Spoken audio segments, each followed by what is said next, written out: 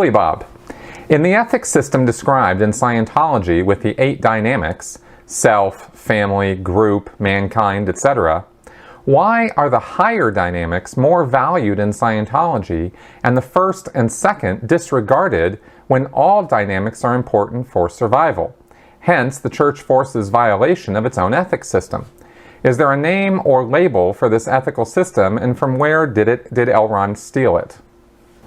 Thanks for the question. There will be a video coming out on all of a full scope of Scientology ethics in my Basics of Scientology series, but that's a ways away, so I thought I'd bring up this question now. Scientology ethics is based on the utilitarian ethics system, and this is something that's been along for a long time. Definitely back to the 1800s as far as something that was, as a philosophical, argued ethical system, but I think it goes much earlier than that, as most things do.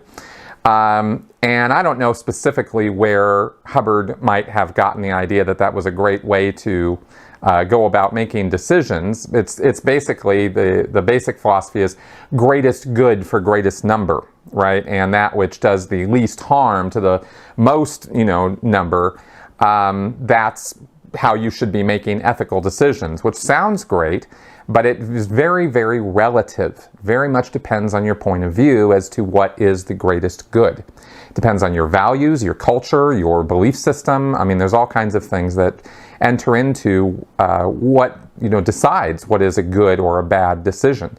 And that's why I call it a relative, it's relative. Depends on one person or another. Anyway, I don't know where Hubbard came up with that yet. I'll find out when I do my research for that video. As far as why Scientology values the higher dynamics, though, specifically the third dynamic, okay? And if you've seen my Basics of Scientology series, then you know that I did a video on the 8 dynamics. And if you haven't seen that, go watch it, because it's pretty interesting. And the third dynamic being groups. And Scientology is a group.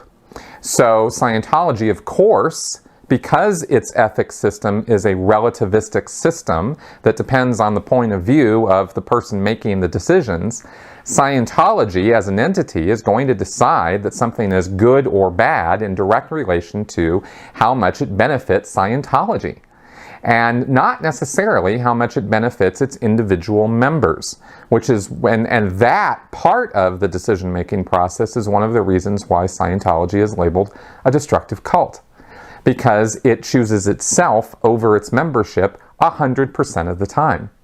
This is why Sea Org members can be worked to death, worked until they just cannot, until they're broken people and they can't work anymore, and then they're just cast aside.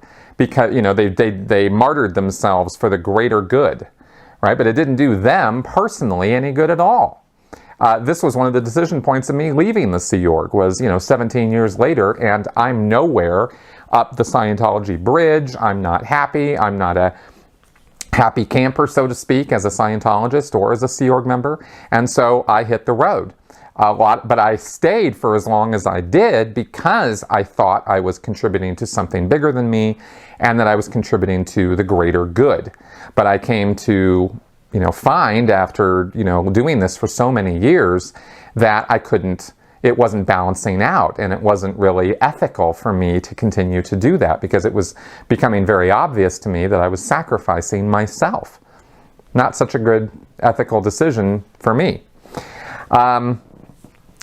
Scientology encourages this kind of behavior, though. One, because they're a destructive cult, and they're only, and it's a con, and they're in it for the money.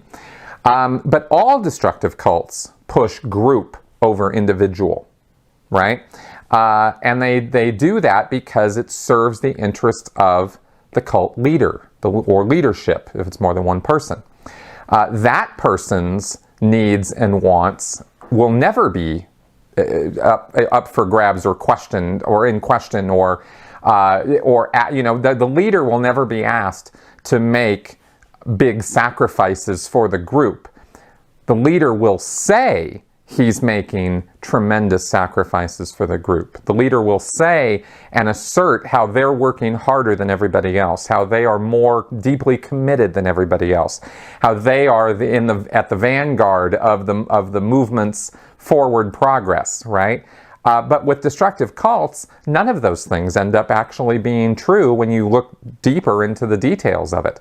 You find out, for example, with Scientology, that David Miscavige is living the easy life. He's got no problems. He's got no worries, really, other than, when things get a little hot on the legal front, he starts worrying a bit then. But as far as the membership of Scientology goes, as far as the work of it goes, whatever. He's got all the time in the world to put out another release or do whatever he's going to do in ruling that movement and that organization. And he doesn't want for anything.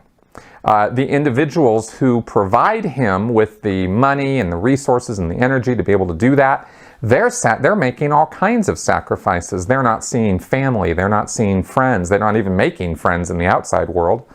They're giving up over their money. They're giving over their time. They're making tremendous amounts of sacrifices, but they're doing it because they're being told that not only is it the greatest good, they're being told that, but they're being told that they will also be repaid in spades later.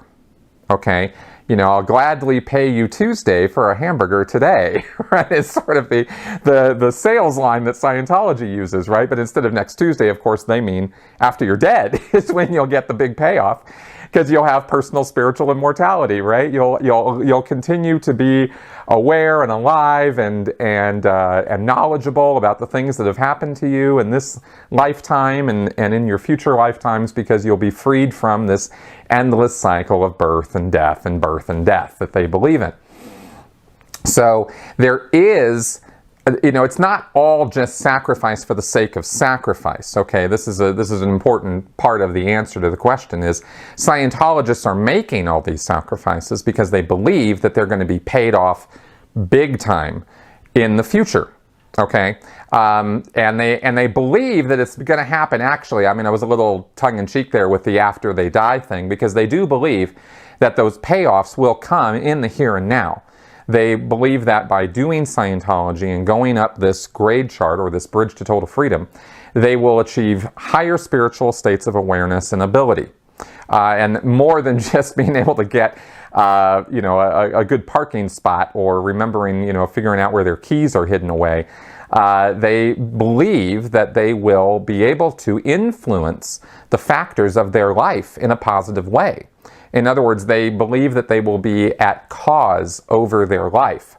Now, the truth is that these benefits never really come about.